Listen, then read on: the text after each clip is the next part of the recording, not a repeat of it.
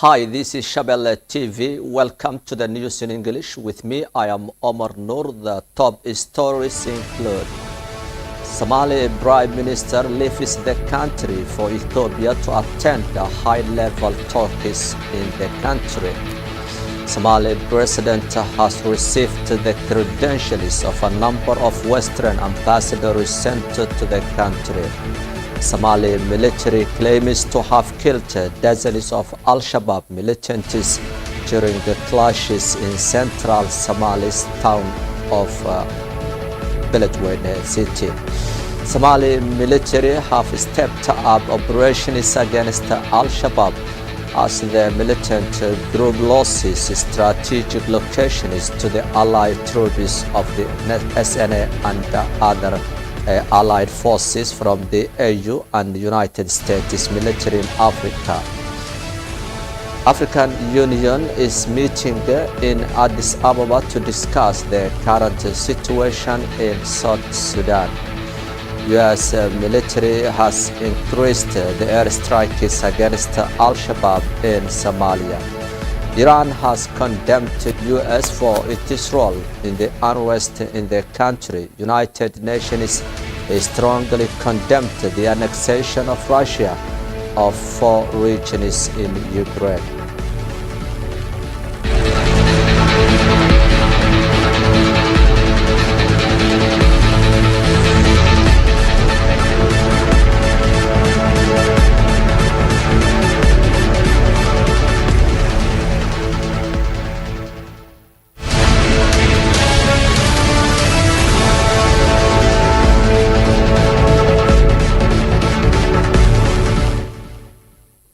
Welcome back to the news in detail. Somali National Army SNA said on Wednesday its forces killed 70 Al-Shabaab members in a violent terror attack on its base at a village in Hiran region of central Somalia.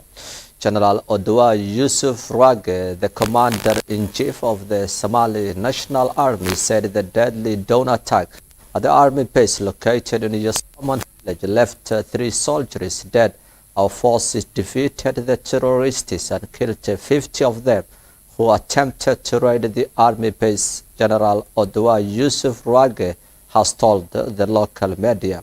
He has added that the ongoing military operations against Al-Shabaab will be intensified in the area to flush out the militants who have been staging terror attacks in the Hiran region in central Somalia. The Ministry of Information, Culture and Tourism earlier said the SNA, backed by the local forces, received intelligence information about the impending attack from Al-Shabaab and moved swiftly to successfully repulse the insurgents.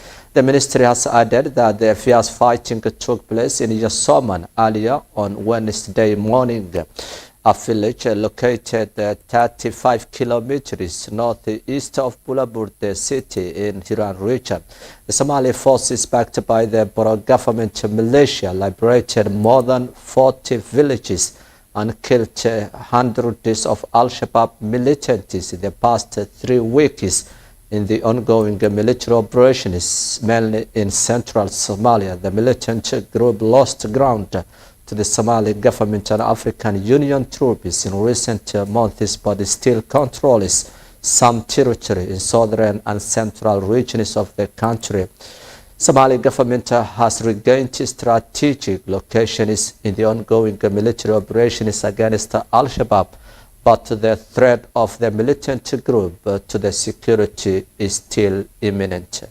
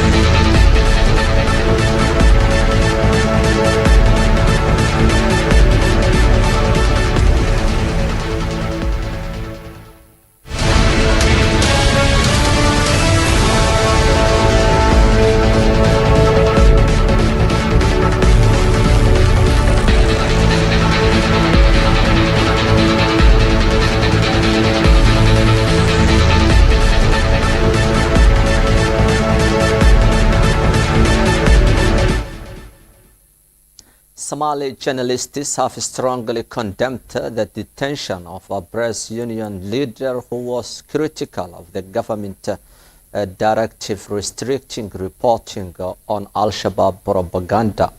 Abdullah Mumin, the Secretary General of the Somali Journalists Syndicate (SJS), was arrested on Tuesday evening at Mogadishu International Airport, the capital, as he was about to travel to Kenya, according to his statement.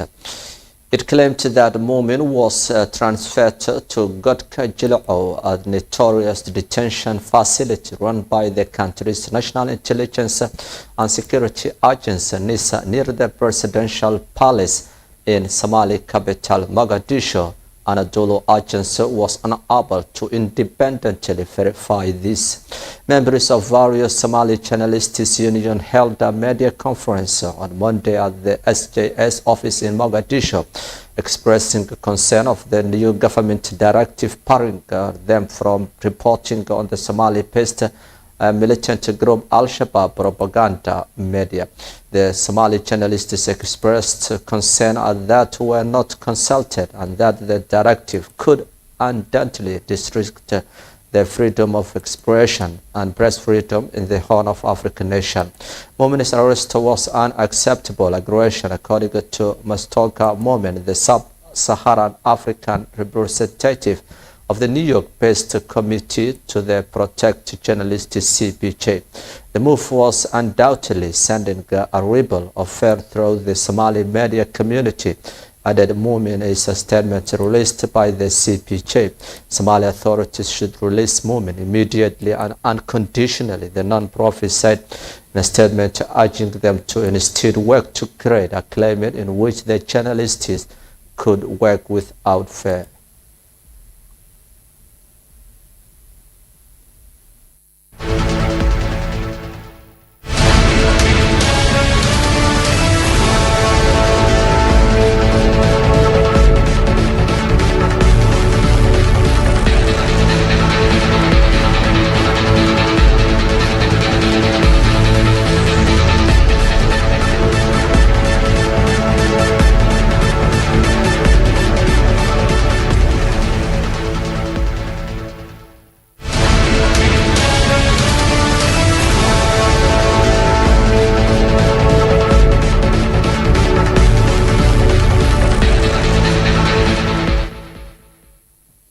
Somali Prime Minister, His Excellency Hamza Abdi Barre, has today traveled to neighboring Ethiopia for talks.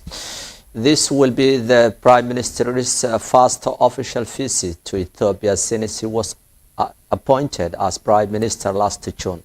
Prime Minister Hamza was accompanied by several of cabinet members.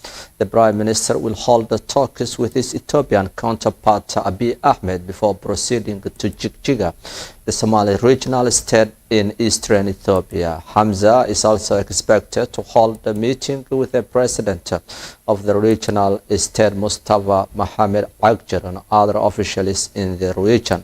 The Prime Minister's trip is based the attendance of the Tana River Forum, which will discuss the current security in Africa and resilience.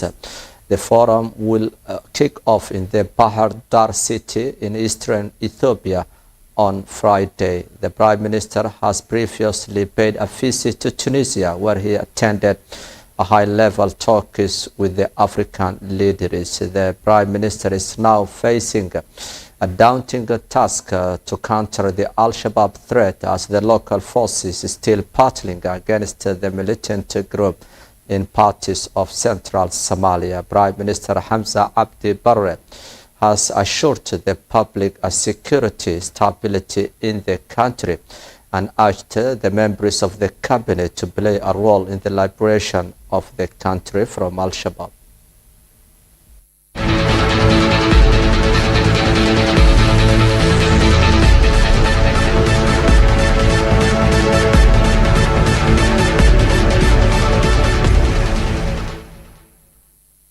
That's the end of our today's English news live from Mogadishu. With me, I am Omar Noor, and the entire team of the program will leave you bye for now.